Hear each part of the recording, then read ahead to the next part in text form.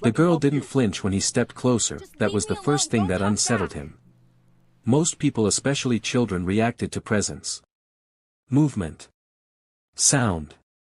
But she didn't.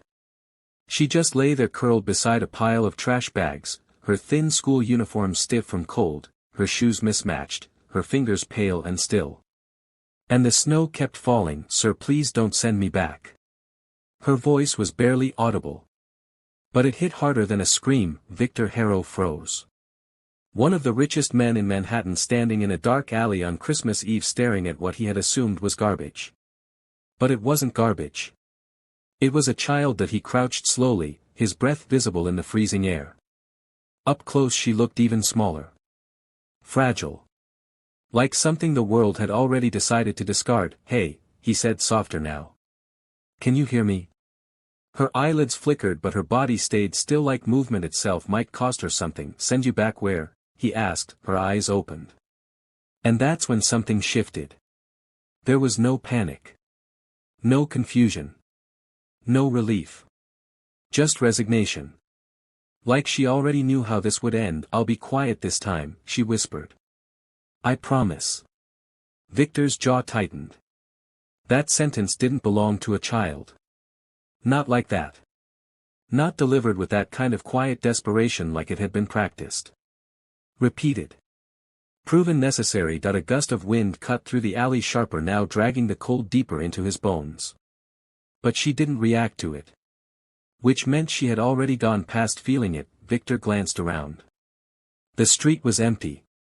The city had gone quiet in a way it only did on nights like this, when everyone was somewhere warm, somewhere safe, somewhere they belonged.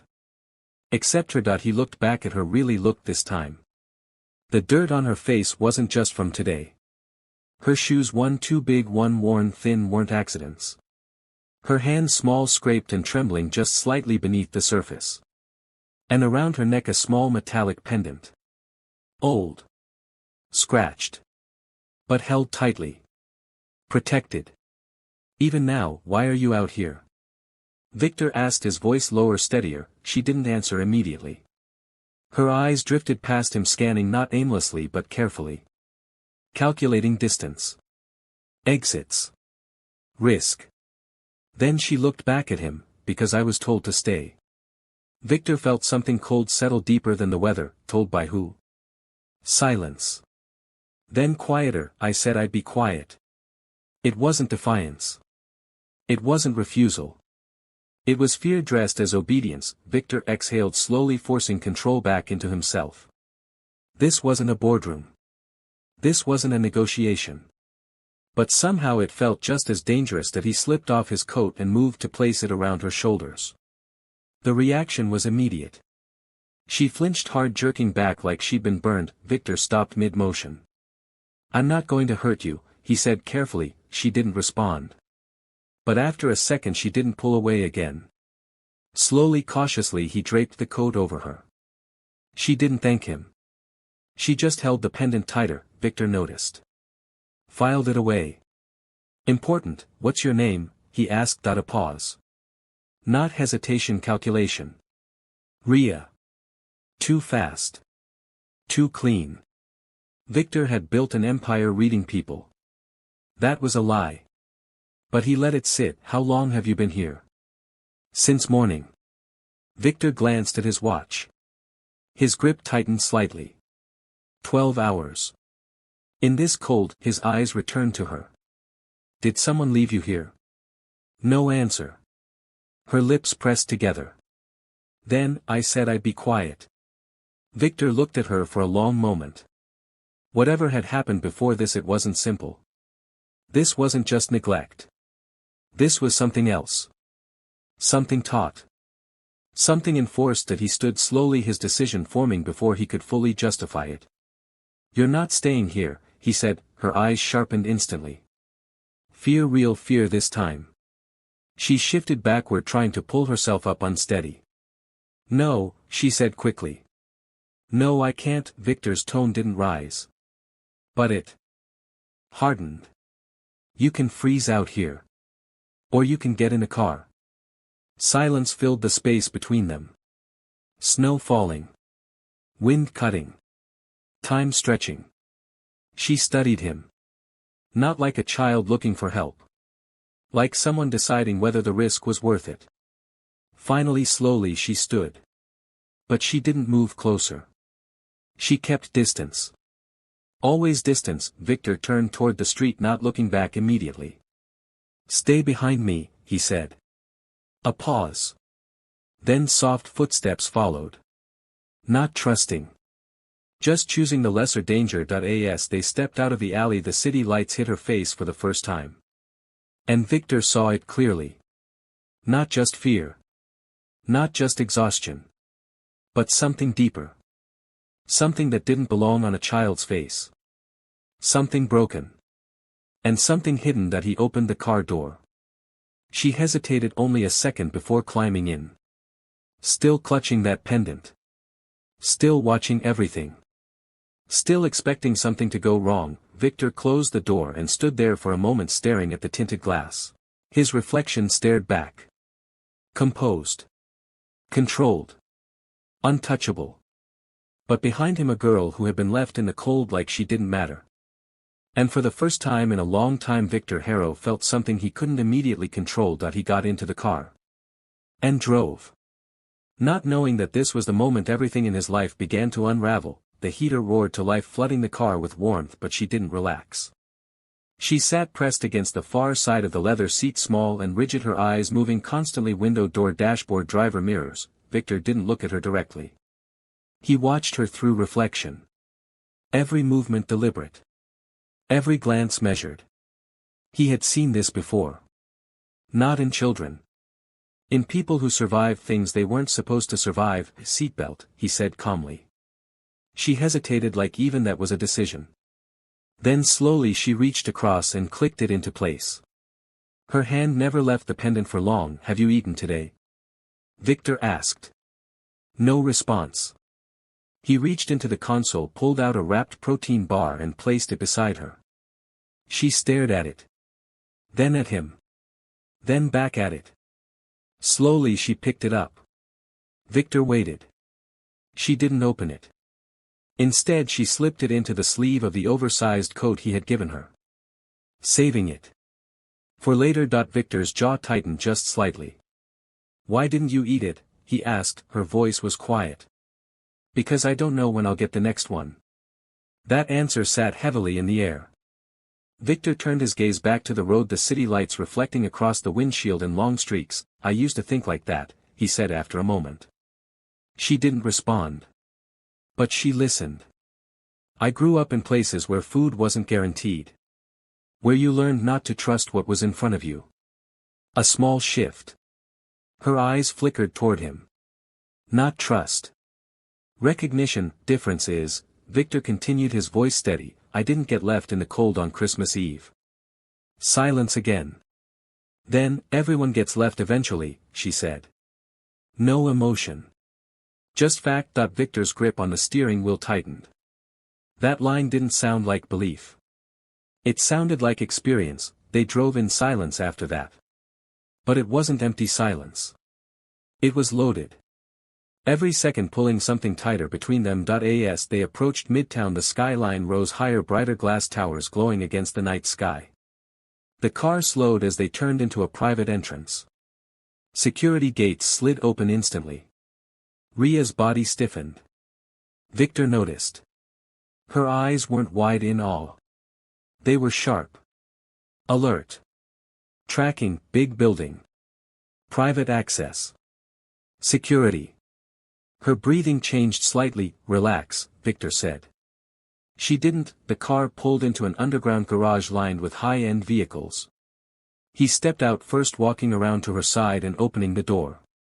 She didn't move immediately. Just sat there watching him. Waiting. For what he didn't know. Finally she stepped out. But she kept distance.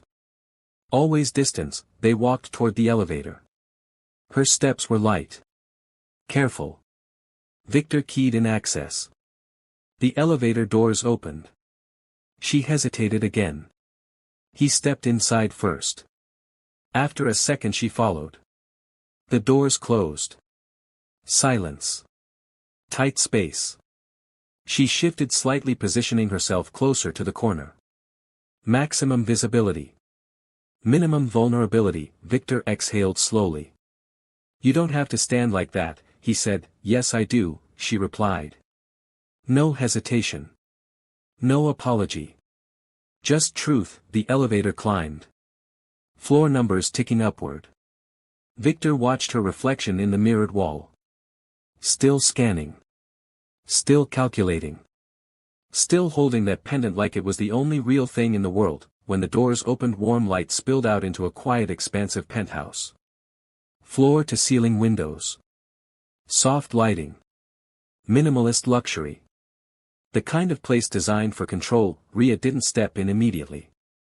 Victor walked forward a few steps, then stopped. You're not trapped, he said without turning around. You can leave. Anytime. A long pause. Then soft footsteps. She entered. But her eyes moved instantly. Cameras. Doors. Hallways. Angles. Victor watched her now openly. Who taught you to look at rooms like that? He asked. She froze. Just for a second. Then continued walking. I just do, she said. Another lie. Victor didn't push. Not yet. That he moved toward the kitchen area. Sit, he said. She didn't. She stayed standing. Watching him. Waiting for something. Victor opened the fridge, pulled out a bowl of soup, set it in the microwave. The hum filled the space. She flinched slightly at the sound. Another detail. Another piece. That he placed bread on the counter. Poured water. Simple things. Normal things. When the microwave beeped, she tensed again. Victor noticed everything. He set the bowl in front of her. Steam rising. Real food. Warm. Safe. She stared at it like it might disappear. Eat, he said gently. She didn't move. Seconds passed. Then slowly she reached for the spoon. First bite. Small. Careful. She swallowed. Nothing happened. Second bite. Faster. Then faster. Until she stopped herself. Controlled it. Slowed down again. Victor leaned back slightly, watching. Not judging. Just seeing. After a few moments she spoke. Why are you doing this? Victor didn't answer immediately. Because he didn't have one. Finally, because I was there once, he said. She looked up. Studying him. Trying to decide if that was true. Her eyes dropped back to the bowl. You don't look like it, she said. Victor almost smiled. But didn't. Looks don't mean anything, he replied. She went quiet again. But something shifted. Not trust. Not yet. But something less closed. Victor's eyes drifted again to the pendant. Still clutched tightly. Always. That thing, he said. You haven't let go of it once. Her reaction was immediate. Her hand tightened. Her shoulders stiffened. Don't touch it. Victor raised his hand slightly. I wasn't going to. Silence.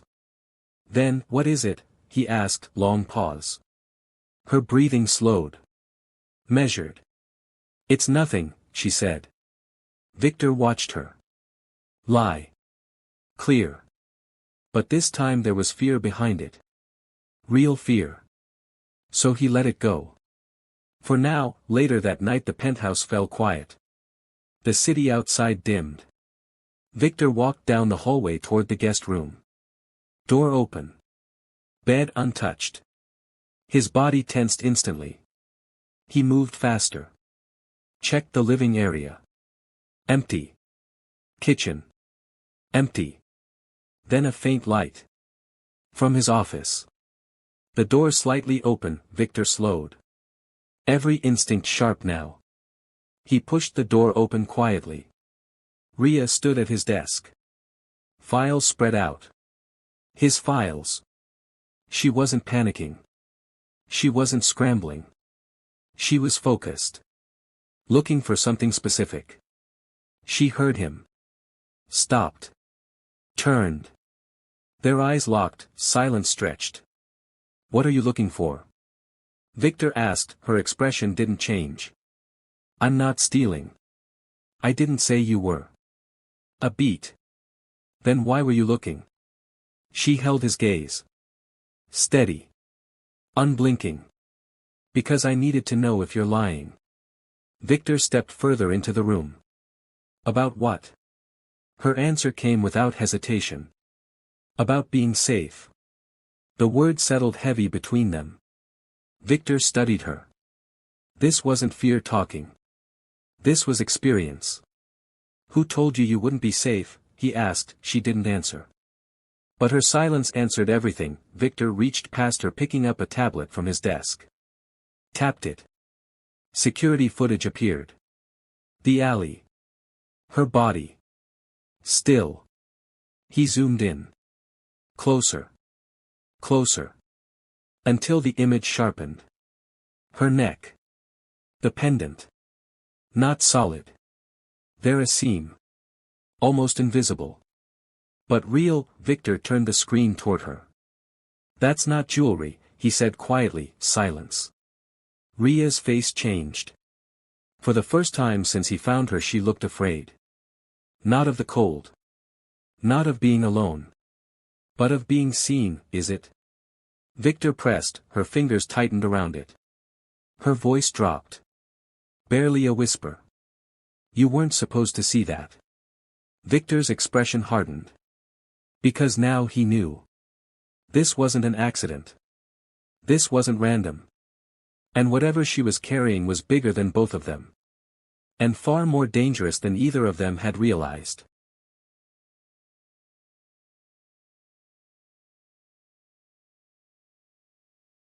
If you enjoy this video, please like, comment and subscribe to this channel for more interesting stories like this. Thanks for watching.